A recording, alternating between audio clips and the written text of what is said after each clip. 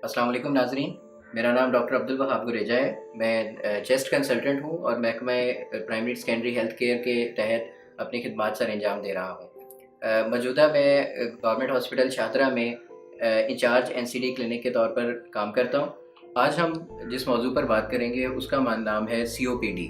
COPD एक मर्ज़ है जिसको क्रॉनिक ऑब्स्ट्रक्टिव पल्मोनरी डिजीज़ कहा जाता है। सीओपीडी के नाम से ज़ाहिर है कि ये सांस की नालियों की तंगी की बीमारी है। इस बीमारी में सांस की नालियों की तंगी और सोजिश की वजह से मरीज़ का सांस लेना मुहाल हो जाता है, जिसके तहत इस मर्ज़ के मुतल्लिका आगाही अवाम को दी जाती है। आज मैं आपको इस बीमारी के मुतल्लिका मालूमात फ़राहम करूँगा ताकि आप इस बीमारी से बचाव कैसे करेंगे और अगर आप इस मर्ज़ में मुब्तला हैं तो आप उसका इलाज किन तरीक़ों से कर सकते हैं। सीओपीडी का मर्ज़ जैसा कि आपको बताया है क्रॉनिक ऑब्स्ट्रक्टिव पल्मोनरी डिजीज़ कहलाता है। सांस की नालियों की तंगी की बीमारी है।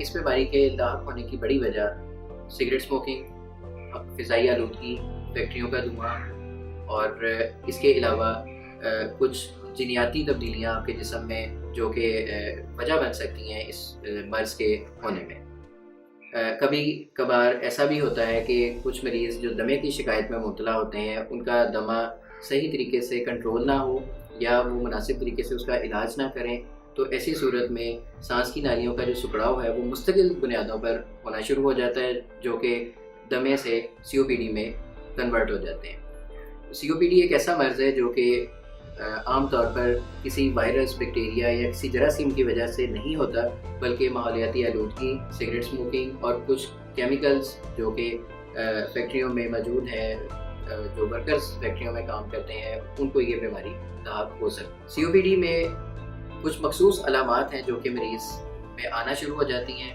उन अलामात में जो बड़ी बड़ी अलामात हैं उसमें सबसे पहली चीज़ है बहुत पुरानी खांसी का होना, खांसी का मुसलसल रहना और खांसी के साथ साथ बलगम का निकलना, और बलगम भी ऐसी ज़्यादा मिकदार में जो कि आम इंसानों में उतनी मिकदार में बलगम नहीं पैदा होती।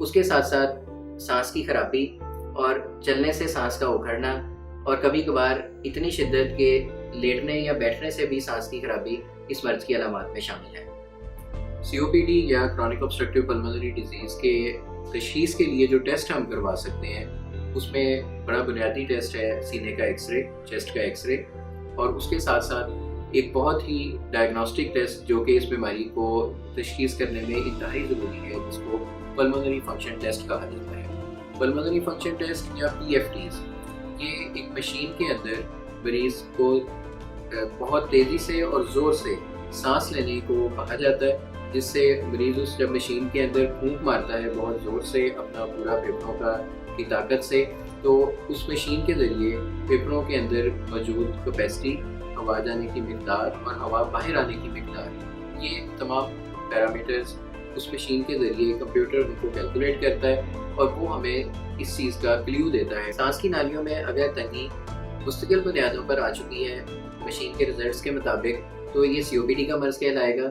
और अगर ये सोजिश या तंगी रिवर्सिबल है, मतलब कि होती है तंगी और अद्वियात के इस्तेमाल से वो ठीक हो जाती है, तो इसको हम दमे का मर्ज़ कहते हैं। दमा और सीओपीडी में बुनियादी फ़र्क यही है कि दमा एक रिवर्सिबल बीमारी है जिसमें सांस की नालियाँ वक्ती तौर पर सुकड़ती हैं और अद्वियात के इस्तेमाल से बेहतर हो जाती हैं, जबकि सीओपीडी में ये सांस की नालियाँ मुस्तकिल तंगी में बदल जाती हैं, जिसकी वजह से मरीज़ का सांस मुश्किल से आता है और मरीज़ को मुस्तकिल तौर पर खांसी और बलगम आने की शिकायत रहती है। सीओपीडी के मर्ज़ को तशख़ीस इस तरह करने के लिए हमने बात की एक्सरे और पल्मोनरी फंक्शन टेस्ट करवाना इंतहाई ज़रूरी है। पल्मोनरी फंक्शन टेस्ट के बगैर इस मर्ज़ को डायग्नोज नहीं किया जा सकता। अगर पल्मोनरी फंक्शन टेस्ट की फैसिलिटी मौजूद ना हो तो ऐसी सूरत में मरीज़ की अलामात, मरीज़ का एक्सरे और मज़ीद कुछ मरीज़ के चेकअप से मुतल्लिका चीज़ों की बुनियाद पर हम इसको वक्ती तौर पर तशख़ीस करके उसका इलाज शुरू कर सकते हैं। लेकिन फ़ाइनल डायग्नोसिस के लिए एक मुकम्मल तशख़ीसी अमल के लिए पल्मोनरी फंक्शन टेस्ट का होना नहायत ज़रूरी।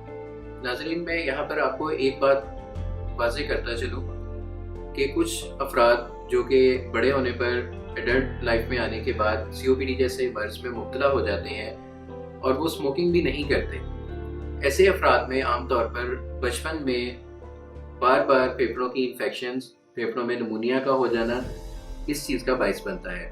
अगर बचपन में फेफड़ों की बीमारी स्टार्ट हो जाए और बार बार इन्फेक्शंस हों जिसकी वजह से सांस की नालियाँ बार बार इन्फेक्शंस और सोजिश की वजह से कमज़ोर पड़ जाती हैं, तो ऐसी सूरत में ये सांस की नालियाँ ऐसे अफराद में अक्सर औक़ात मुस्तकिल तौर पर तंगी का बायस बनती हैं और इस मर्ज़ में मुब्तला कर देती हैं। तो बचपन में होने वाली बार बार इन्फेक्शन से बचाव ज़रूरी है। समटाइम्स स्मोकिंग ना करना या किसी भी केमिकल के साथ वाबस्तगी ना होना भी इस मर्ज़ का बायस बन सकता है, और वो आम तौर पर बचपन में होने वाले बार बार निमोनियाज़ और सांस की तकलीफ की वजह से है। इस मर्ज़ को बचाव के लिए हम सिर्फ ये कर सकते हैं कि सिगरेट स्मोकिंग तर्क करें, पैसिव स्मोकिंग यानी सेकेंड हैंड स्मोक से बचें, फ़िज़ाई आलूदगी से बचाव इख्तियार करें, और एक बहुत ज़रूरी बात कि इस मर्ज़ की मौजूदगी में फेफड़े कमज़ोर होने के बायस नमूनिया होने का खदशा बढ़ते हैं। उस नमूनिया से बचाव के लिए हम हर साल वैक्सीनेशन करवा सकते हैं। आम तौर पर बूढ़े अफराद में वैक्सीनेशन जो की जाती है वो हर 5 साल के बाद वैक्सीनेशन का अमल किया जाता है, ताकि ऐसे अफराद जो COPD में मुब्तला हो चुके हैं उनमें फेफड़ों की इन्फेक्शंस नमूनिया के फैलाव से बचा जा सके। उसकी वजह यह है कि अगर ऐसे मरीज़ों में नमूनिया डेवलप हो तो वो उनके लिए जानलेवा साबित हो सकता है। ऐसी सूरत में नमूनिया की वैक्सीन बचाव में बहुत अहम किरदार अदा करती है।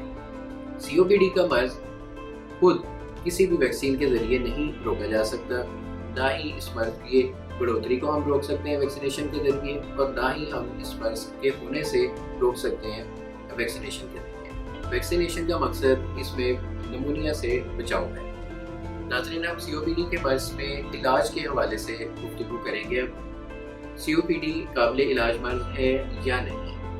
COPD एक ऐसा मर्ज़ है जिसको हम कंट्रोल कर सकते हैं, जिसकी अलामाती तौर पे हम इसको कंट्रोल करके मरीज़ को जो अलामात तंगी करती हैं जैसे सांस का ख़राब होना, मुस्तकिल खांसी रहना, बलगम आना, इन चीज़ों को हम बाकायदा इन्हेलर के इस्तेमाल के ज़रिए कंट्रोल कर सकते हैं। इन्हेलर का इस्तेमाल आपको डॉक्टर अच्छे तरीके से समझा सकते हैं। आपकी बीमारी की नौइयत और आपकी बीमारी की स्टेज के लिहाज से डॉक्टर आपको COPD के लिए कंट्रोल के लिए इन्हेलर तजवीज़ करता है, और इन्हेलर तजवीज़ करने के साथ आपको तरीका इस्तेमाल समझाया जाता है। अगर आप उसको बाकायदगी के साथ समझाए हुए तरीके के मुताबिक इस्तेमाल करते रहें तो ये मर्ज़ बहुत हद तक कंट्रोल हो जाता है। मुस्तकिल बुनियादों पर इसका ठीक होना मुमकिन नहीं है, इसका मुस्तकिल इलाज मौजूद नहीं है। अलबत्ता जो अलामात इसमें सांस की खराबी की, खांसी की रहती हैं, उनको कंट्रोल करने के लिए, उनको ख़त्म करने के लिए अलामात को इन्हेलर का बाकायदा इस्तेमाल नहायत ज़रूरी है। COPD के मर्ज़ के हवाले से महकमा प्राइमरी और सेकेंडरी हेल्थ केयर में नॉन कम्युनिकेबल डिजीज़ क्लिनिक्स का आगाज़ किया गया है। नॉन कम्युनिकेबल डिजीज़ क्लिनिक्स पर COPD और अस्थमा दोनों के डायग्नोसिस के लिए सहूलियात फराहम की गई हैं, और जो मरीज़ इस मर्ज़ में मुब्तला हैं या इस मर्ज़ की अलामात उनमें मौजूद हैं, उनको चाहिए कि वो सरकारी अस्पतालों में NCD क्लिनिक्स के साथ रुजू करें, जहाँ पर उनके इस मर्ज़ की तशख़ीस के लिए सहूलियात मौजूद हैं, और primary and secondary health care department ऐसे मरीज़ों के लिए तमाम आगही, उनको इन्हेलर सिखाने की टेक्निक्स और उनके लिए जो भी मुमकिन अद्वियात हैं उनकी फराहमी के लिए सरगर्म है। शुक्रिया।